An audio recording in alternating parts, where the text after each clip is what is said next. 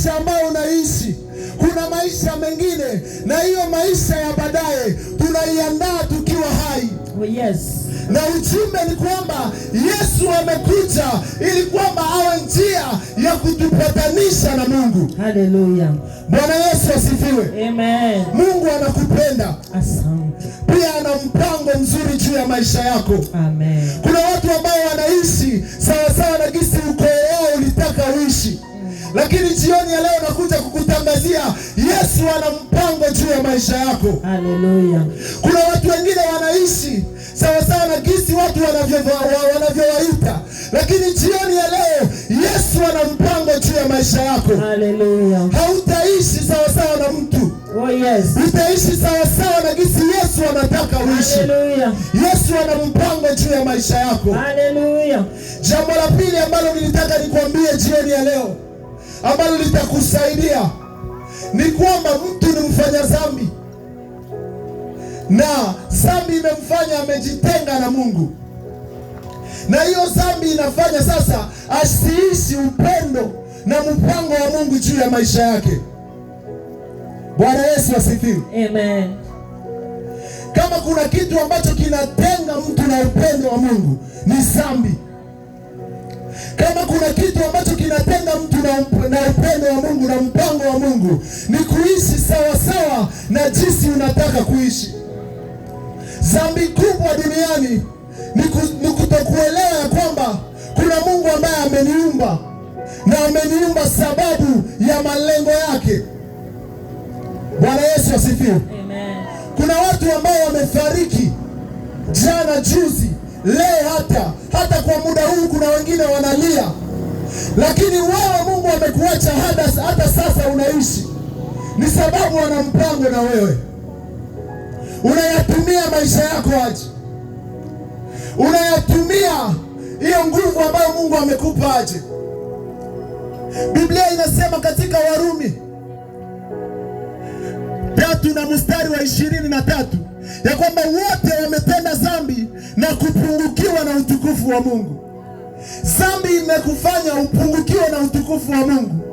Imekufanya uishi sawa sawa na gisi upendavyo, hapana gisi Mungu anataka. Dhambi imekutenga na Mungu. Shetani ameiba utu wako ambao Mungu alitaka uwe nao.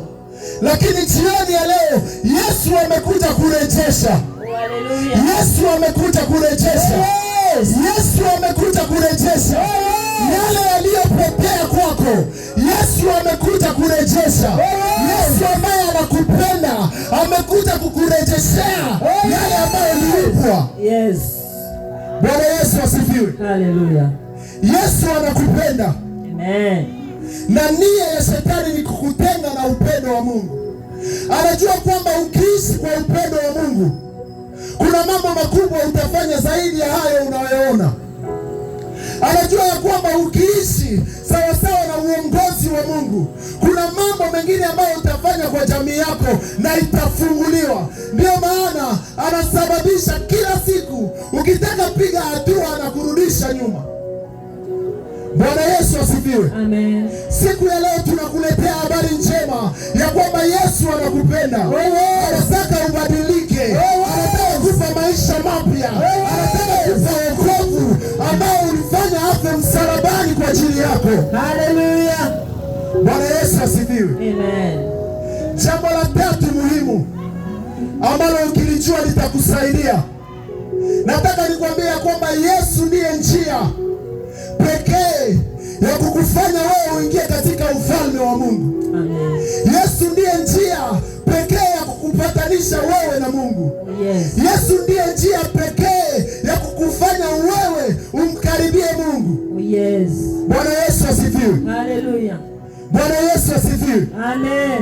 Ukisoma Biblia katika Warumi 10 na mstari wa 4 utaona ya kwamba Yesu alikuja na neema kumaliza sheria ambayo haikukufanya umpendeze Mungu. Amekuja yeye kama sadaka ya kukufanya umsogelee Mungu. Yesu ndiye njia. Hakuna mtu ambaye atakupeleka nafasi.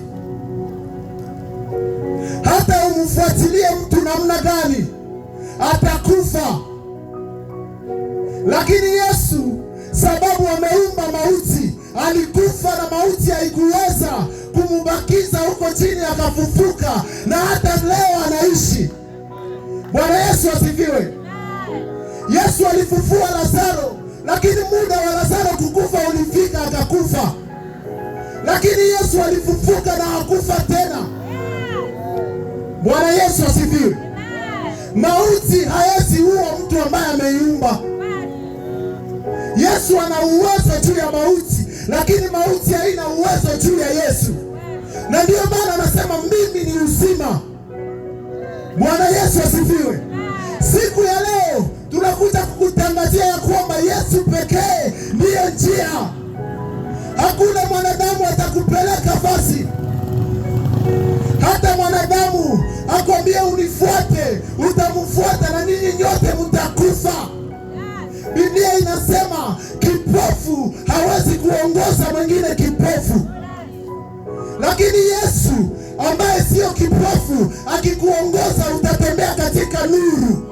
Ndiyo maana neno linasema ya kwamba mimi ni nuru, na atakaye nifuata mimi ataishi katika nuru ya milele.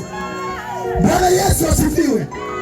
Tunakuja jioni ya leo kukwambia kwamba Yesu ni nuru, Yesu ni njia, Yesu ni uzima, Yesu ni kweli. Umwamini yeye. Bwana Yesu asifiwe. Bwana Yesu asifiwe.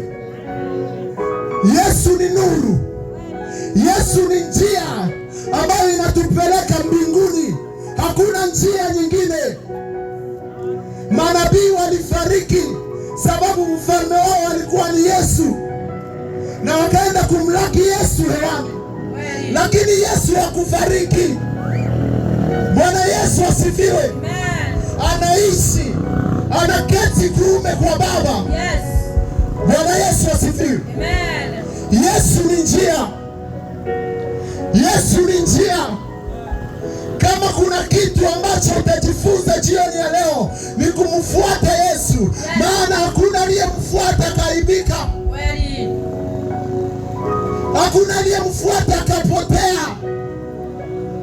Kuna watu walijivunia kunywa pombe, na hiyo pombe sababu sio rafiki ikawaua.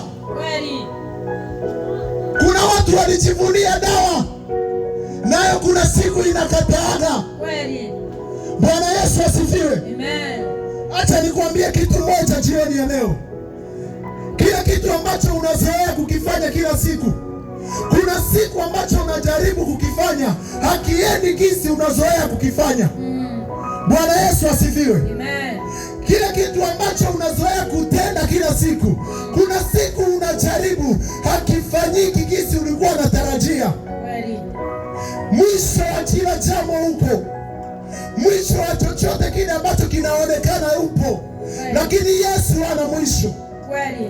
Ukimfuata yeye, Biblia inasema utakuwa na uzima, na huo uzima utakuwa nao kwa utele. Na huo uzima utakuwa nao wa milele. Bwana Yesu asifiwe. Yesu ndiyo njia, Yesu ndiye njia. Jioni ya leo acha nirudie hii jambo. Yesu anakupenda. Kama uko katika duka, Yesu anakupenda. Kama uko kwenye ghorofa uko juu, Yesu anakupenda. Kama unatembea barabarani, Yesu anakupenda. Na iko na mpango na wewe. Iko na mpango na wewe.